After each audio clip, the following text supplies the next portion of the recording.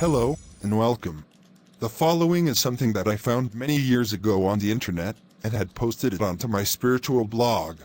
I recently came back across it, and thought that it should be shared with others.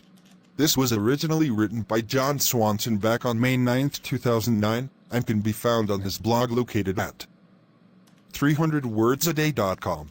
If you enjoy what he wrote, please let Jon know. Now on to it.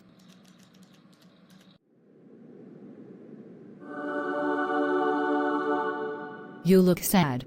What seems to be the problem? I have been wondering what God has been calling me to do, and I just feel lost not knowing. What is God calling me to do? Lots of people are wondering what God is calling them to do. And that is a good question.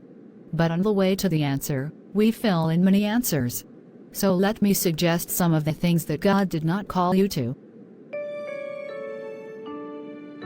You are not called to be me. You are not called to be your mother. You are not called to be your pastor. You are not called to be happy all the time. You are not called to be rich. You are not called to be as organized as the neighbor on the right. You are not called to be as disorganized as the neighbor on the left. You are not called to as ___ as your Uncle Dave. You are not called to be your sibling. You are not called to be the person in all the ads. You are not called to be the perfect family. You are not called to smile every moment. You are not called to have every answer. You are not called to say yes to every request. You are not called to work 24/7. You are not called to read the Bible through every year. You are not called to measure up. You are not called to do it all. You are not called to remember every detail. You are not called to run their lives. You are not called to do everything right the first time. You are not called to be at the church every time the doors open.